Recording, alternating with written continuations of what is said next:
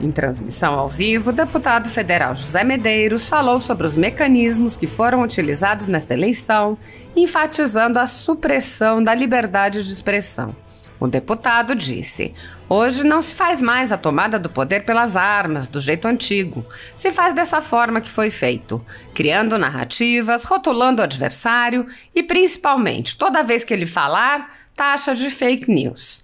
O deputado apontou: "O que eu vi nessas eleições foi o seguinte: as coisas começaram cerceando a liberdade de imprensa. Todos os apoiadores foram cerceados. Se eram do lado do presidente, foram mapeando e tirando do ar." Medeiros mencionou o caso do empresário Luciano Hang, censurado sob a alegação de fazer parte de um grupo de WhatsApp. O deputado resumiu: "Foi uma eleição que disputamos com armas desiguais." José Medeiros afirmou: "Então, as narrativas simplesmente definiram esta eleição. Não importavam os fatos." Ele explicou: "Muitas pessoas definiram seu voto por não gostarem do presidente. E a gente sabe por que não gostavam. Havia um grande conluio. E basta você pegar os números da época do PT, em que sites como o UOL, esse 247, a Globo, todos esses que bateram incessantemente no presidente Jair Bolsonaro, esse pessoal tinha uma mangueira direta na jugular da Secom. A Globo era bilhões. Então, todo esse povo colocou seus repórteres para bater o tempo inteiro no presidente." O deputado descreveu como cada realização do governo era omitida e cada ato do presidente retratado de forma negativa, inclusive com o uso de mentiras. José Medeiros apontou ainda uma outra estratégia utilizada pelo PT e seus aliados.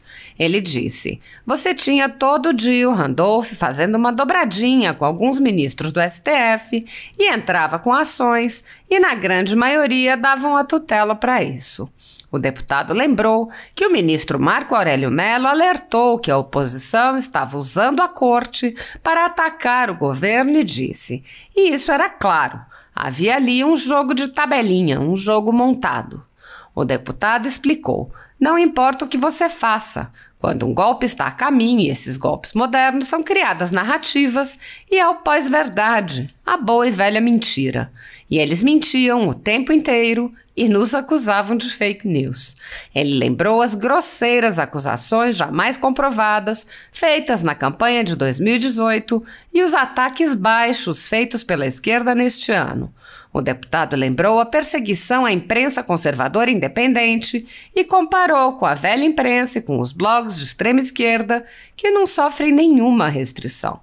O deputado também lembrou a prisão do deputado Daniel Silveira em pleno exercício do mandato por palavras em vídeos e resumiu: "Não há liberdade de expressão." O deputado José Medeiros afirmou que há uma expectativa de criar uma situação para prender o presidente Jair Bolsonaro e disse: "Eles já estão com medo da próxima eleição." O deputado explicou que quando Lula governar, os jovens vão ter a oportunidade de ver a gastança que eles vão fazer. Medeiros disse: "O PT entende que o indutor do crescimento é o Estado. Eles vivem do Estado, pelo Estado, para o Estado, porque é ali que eles se alimentam." Ele acrescentou: "Não se enganem, o PT não tem projeto de Brasil, o PT tem projeto de poder." Investigações seletivas estão comuns no país. No Supremo Tribunal Federal, o ministro Alexandre de Moraes conduz inquéritos sigilosos contra apoiadores do presidente Jair Bolsonaro. Em um desses inquéritos, a sede da Folha Política foi invadida e todos os equipamentos do jornal foram apreendidos. Após a Polícia Federal atestar que não havia motivos para qualquer indiciamento, o inquérito foi arquivado a pedido do Ministério Público, mas o ministro abriu outro inquérito de ofício e compartilhou os dados do inquérito arquivado. Atualmente, a renda do jornal está sendo confiscada a mando do ministro Luiz Felipe Salomão, ex-corregedor do Tribunal Superior Eleitoral, em atitude que foi elogiada pelos ministros Luiz Roberto Barroso, Alexandre de Moraes e Edson Fachin. Há mais de 16 meses, toda a renda de jornais, sites e canais conservadores está sendo retida sem qualquer base legal. Se você apoia o nosso trabalho e pode ajudar a Folha Política a continuar funcionando, doe qualquer valor através do QR Code que está visível na tela ou através do código Pix ajude@folhapolitica.org. Caso não utilize Pix, há a opção de transferência bancária para a conta da empresa Raposo Fernandes, disponível na descrição deste vídeo e no comentário fixado no topo. Há 10 anos, a Folha Política vem mostrando os fatos da política brasileira, enfrentando a espiral do silêncio imposta pelo cartel midiático que pretende controlar o fluxo de informações no Brasil. Pix ajude@folhapolitica.org. Assista. Pessoal, então, hoje eu acredito que é um dia de... Todo mundo acordou aí de caixão, com gosto de caixão velho na boca, né? Hoje não se faz mais a tomada do poder pelas armas, né? Do jeito antigo. Se faz dessa forma que foi feito, criando narrativas, criando mentiras, rotulando o adversário, e principalmente todos os argumentos e toda vez que ele contrapor taxa de fake news. Então não foi difícil, não foi diferente do que aconteceu na Venezuela. A Venezuela, todos os adversários que se levantaram foram ou presos ou exilados, enfim. Mas o certo é que eles processavam por atentado contra a democracia, atentado contra o Estado Democrático de Direito. Bom, então vamos lá. O que eu vi nessas eleições foi o seguinte. Primeiro teve método, né? As coisas começaram cerceando a liberdade de imprensa, com todos os apoiadores, todos, sem sombra de dúvida, foram cerceados. Se era do lado do presidente Jair Bolsonaro, foram mapeando e tirando do ar. E por último ainda tinha o Luciano Hang, que tinha 12 milhões de usuários, 12 milhões de seguidores. O que é que foi feito com o Luciano Hang? Luciano Hang participava de um grupo de WhatsApp, lógico, mais de 100 pessoas, e alguém nesse grupo falou alguma coisa que não agradou os ouvidos ou os olhos do ministro Alexandre de Moraes. O que fez o ministro Alexandre de Moraes? Mandou então uma operação, deixou o Luciano Hang, um grande empresário brasileiro que vende em torno de 30 milhões dia, gerador de emprego, deixou ele com as contas, pasmem, com as contas bloqueadas. Imagine o que é isso, prejuízo para um empresário dessa magnitude. E mais, bloqueou as contas das redes sociais. O objetivo, a meu ver, era as redes sociais. Tanto é que logo depois as contas bancárias dele foram todas desbloqueadas. Mas o que nos pasma é que foram minando todos os pontos favoráveis ao presidente Jair Bolsonaro, a ponto de pedirem até que ele fosse suspenso das redes.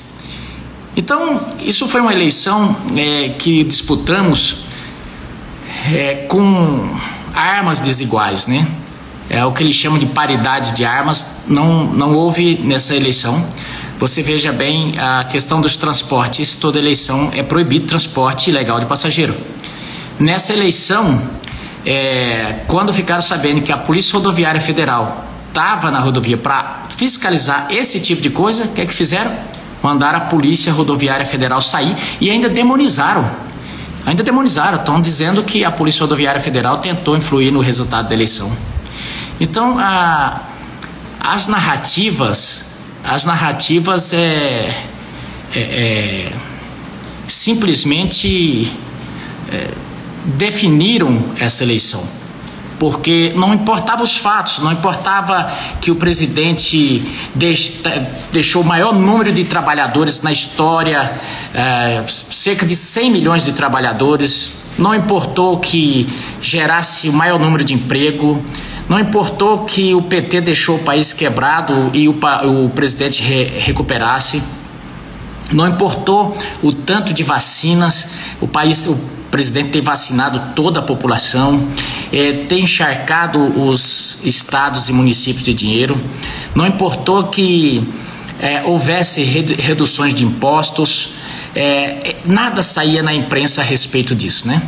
E não houve explicação sobre Auxílio Brasil, não se falava que o Auxílio Brasil, quando era diferente do Bolsa Família, que quando a pessoa recebe o Auxílio Brasil, ela arruma um emprego, ela continua empregada e ainda recebe mais R$200. E para que esses R$200? Para incentivar que as pessoas continuem procurando emprego, porque o Bolsa Família simplesmente, o cara falava, se eu arrumar um emprego, eu vou perder isso aqui. Então não arrumava. E o Auxílio Brasil não, é totalmente diferente. Nada disso foi levado em conta. O que apenas foi levado em conta é assim, eu não gosto do Bolsonaro, e por parte da grande mídia a gente sabia por que eles não gostavam do Bolsonaro. Havia um grande conluio, e basta você pegar os números da época do PT, em que sites como o UOL, esse 247, a Globo, todos esses que bateram incessantemente no presidente Jair Bolsonaro, esse pessoal tinha uma mangueira direta na jugular da SECOM, da Secretaria de Comunicação. A Globo era bilhões. E Folha de São Paulo, Estadão. Então todo esse povo colocaram seus repórteres para bater o tempo inteiro no presidente Jair Bolsonaro. Então é nessa forma que eu falo, foi da forma moderna, né? Você vai cauterizando e moldando a mente das pessoas e transformando o seu oponente num monstro. Por exemplo, o presidente Jair Bolsonaro aprovou quase 80 leis na defesa da mulher. Os crimes contra a mulher diminuíram no governo dele. Qual foi a narrativa que a TV criou? Que o presidente Jair Bolsonaro era misógino e incentivava. Não importou que o Lula falasse não importava o que ele disse já sobre as mulheres, não. Nada disso importava. Importava derrubar o Bolsonaro. Não importou que o presidente Jair Bolsonaro tivesse o maior respeito às minorias e respeitasse os indígenas. No seu governo, os indígenas tiveram aporte para a saúde, tiveram a possibilidade de empreender, de ter uma autonomia financeira. Os parecis, por exemplo, esse ano girando em torno de 140 milhões, nada disso importou. Eles não falavam nada. Simplesmente, qual era a narrativa? Que o presidente estava indígenas. E foram criando esse monstro para a população que tem menos instrução. Então, quando os governadores e muitos prefeitos, boa parte dos governadores estavam querendo parar tudo, o presidente dizia, olha gente, vamos cuidar da saúde, vamos cuidar da economia. Essa mesma imprensa, eles demonizavam o presidente. Então o PT teve uns instrumentos para ir minando. E aí, paralelo a isso, fazendo uma dobradinha, ele tinha os partidos adjacentes, que é como se fosse o capeta-chefe e os capetinhas, né? Então você tinha todo dia o Randolph fazendo uma dobradinha com alguns ministros do STF e entrava com ações, e essas ações, elas eram todas, a grande maioria, dada a tutela para isso. Quando o ministro Marco Aurélio de Mello ainda estava no STF, ele disse, olha, a oposição está usando a corte, está usando o STF para atacar o governo como instrumento de oposição. E isso era claro. Mas o que talvez o ministro não soubesse é que havia ali um jogo de tabelinha, né? Um jogo montado. Então, apesar do governo extraordinário que o presidente fez, torno de 700 bilhões na época da pandemia. Governos que não estavam pagando folha de pagamento passaram a ter governos superavitários. Tanto é que você veja, Leite reeleito, tantos governadores reeleitos aí, porque estava com caixa quebrado. Aí vem ações modernas, criação do Pix, foi no governo do presidente Jair Bolsonaro. Qual era a narrativa? Não foi Bolsonaro que criou o Pix. Agora estão se falando, e eu quero saber como é que eles vão fazer, porque os banqueiros que financiaram a campanha do Lula, eles vão querer taxar o Pix. Vamos ver no que vai dar, né? O presidente Jair Bolsonaro foi o presidente que deu 33%, deu teto, primeiro presidente a dar o teto de aumento para os professores. Qual era a narrativa e qual é a narrativa? Tanto é que poucos professores votaram no presidente. O presidente é contra professor. Então, a Bolsa Atleta, que o PT falava tanto, eles pagavam 1.000. O presidente Jair Bolsonaro levou para 8 mil reais por mês. Agora, uma das coisas mais dantescas que eu já vi foi o seguinte: o discurso do PT era sobre que o filho do pobre conseguiu ir para fazer o curso de medicina, que o filho do pobre, através do FIES, conseguiu fazer o curso de advogado, e era por isso que essas elites não gostam do PT e do Lula. Essa é a narrativa mais folclórica que eu já vi. Gente, antes do PT criar o FIES, eles criaram, os amigos criaram um grupo chamado Croton. Esse grupo, se você tinha uma faculdade na sua cidade, uma faculdade privada, pode ter certeza que foi comprada por eles. Eles compraram e logo em seguida vem o FIES, e aí dinheiro a rodo, e endividou os estudantes brasileiros. 100 bilhões de dívida aí dos estudantes brasileiros que estão devendo. E aí o que acontecia com o pobre, com o filho do pobre? Ele ia fazer um curso de medicina. O filho do rico ia pagar na mesma faculdade, ele pagava, por exemplo, 8 mil, se ele pagava à vista lá o curso. Com o filho do pobre, pagava tabela cheia, paga tabela cheia. Na época era 11 mil reais, nem sei quanto está agora. E aí, quando termina o curso, aquela dívida imensa, aquela dívida que vai rolando. Chegou a um ponto das pessoas entrarem em colapso. O que fez o presidente Jair Bolsonaro? Ele perdoou boa parte dessa dívida porque ela era impagável. Então, o que dá para notar que é o seguinte, que não importa o que você faça, quando um golpe está a caminho, e golpes modernos, são criadas narrativas, e o pós-verdade é chamada a mentira, boa e velha mentira, né? E eles mentiam o tempo inteiro e nos acusavam de fake news. Na campanha de 2018, eles fizeram a mesma coisa e nos acusaram de fake news. Nessa campanha agora, eles inventaram de tudo. Chamaram a esposa do presidente de a filha, o presidente.